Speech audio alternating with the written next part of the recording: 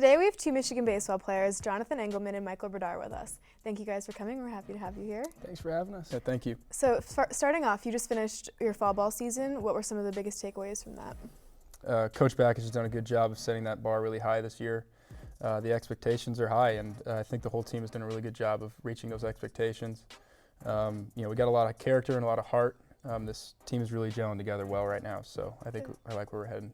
And Jonathan, you were drafted by the Minnesota Twins coming out of high school, but decided to defer and play at Michigan instead. Can you talk about what went into that decision? Yeah, no, I'm not going to lie to you, it was a difficult decision, a lot riding on it, but it was a prayer-led decision. I had my family behind me, and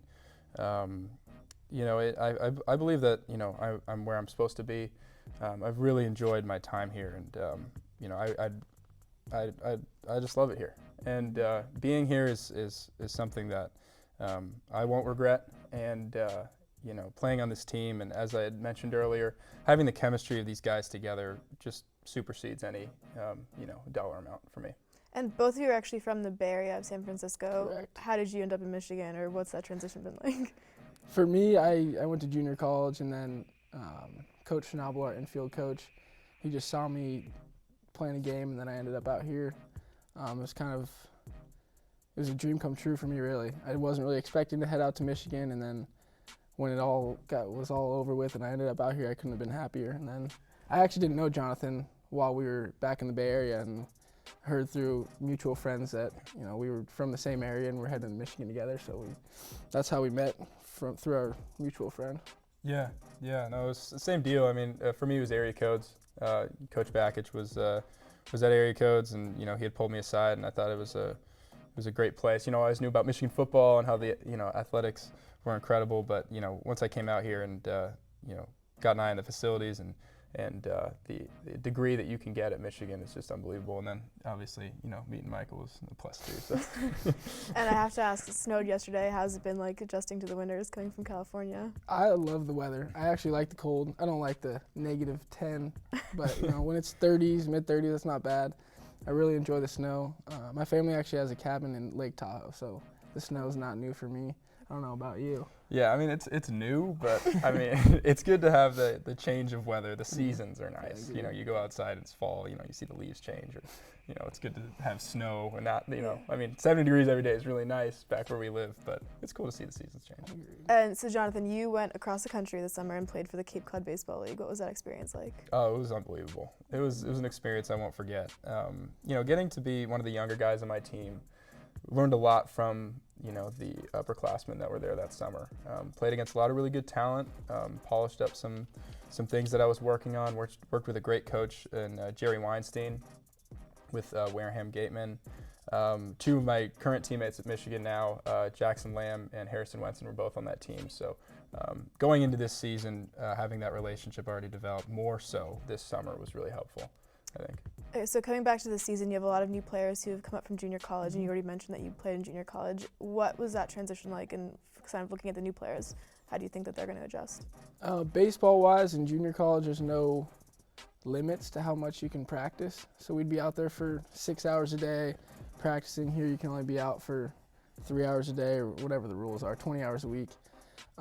So in junior college, there's a lot more focus on baseball compared to the academic rigor at the University of Michigan. That's the main difference for me, is getting used to the academics. I'm studying economics, so balancing that with baseball is definitely the biggest challenge. But baseball is baseball wherever you play, in my opinion, so there was no difference there.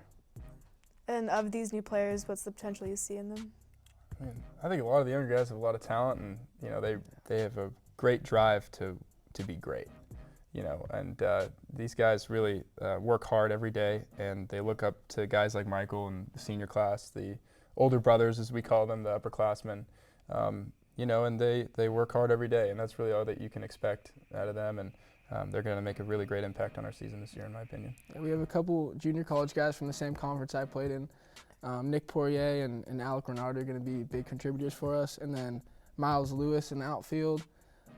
From North Dakota, their baseball program was cut, and then Austin Back has another transfer junior college guy. So we all have a little special bond between us, all the JUCO guys on the team.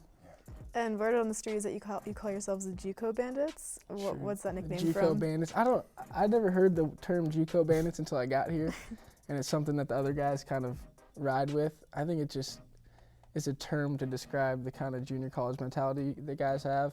When you're in junior college, it's kind of like the last place you can be to play baseball, and you're doing whatever you can to get out of there. So you kind of have a scrappy mentality. You've been pushed to limits that you didn't think you were going to get pushed to, and that's something that helps all of us when we get to a place like University of Michigan.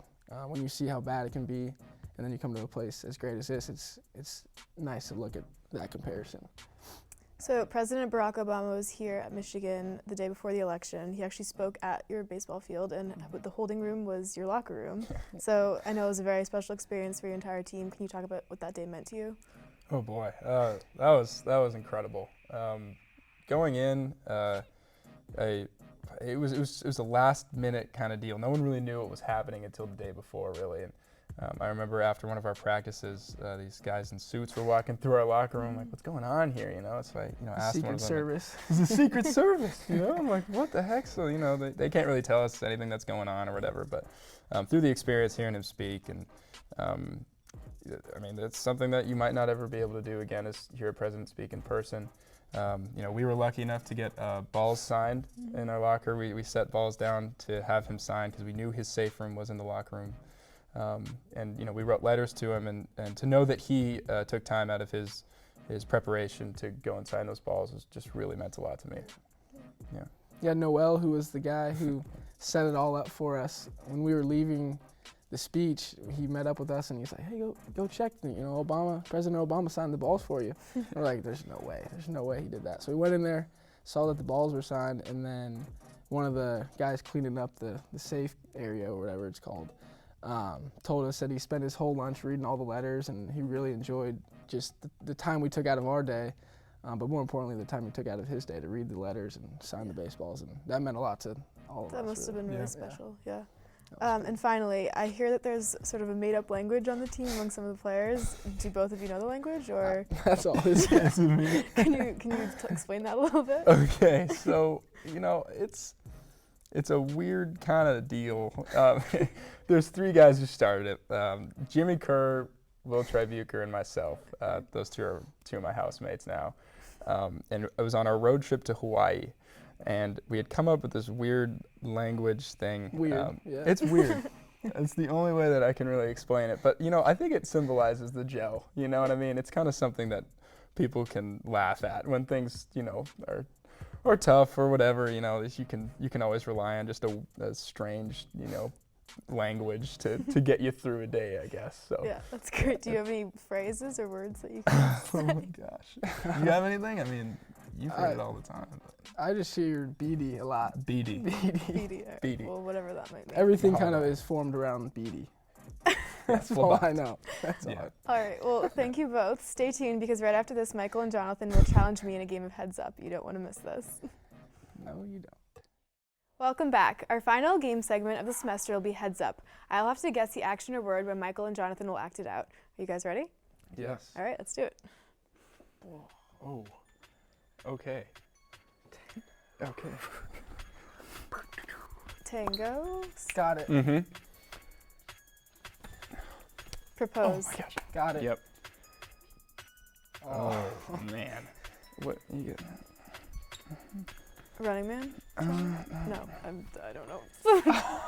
Man. Dance. I I don't know.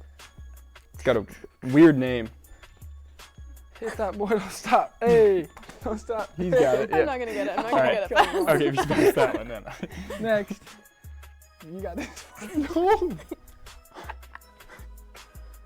Turkey. Did not want to do that.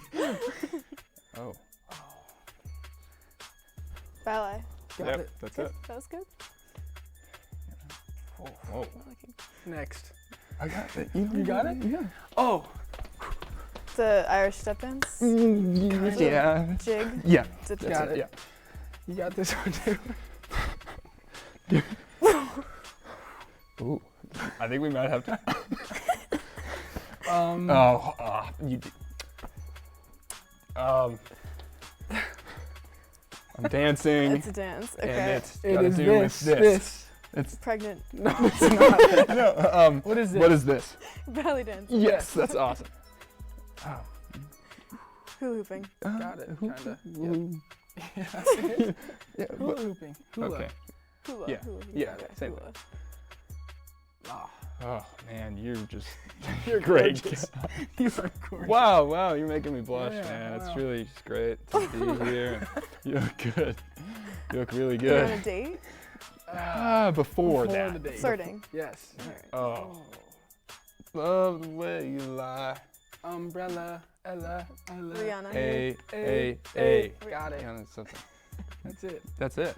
All right. All right. Well, Great. good job, guys. Thank you, Michael and Jonathan, and thanks to all of our viewers for watching this semester. We'll be back next year on Wolverine Women. Happy holidays.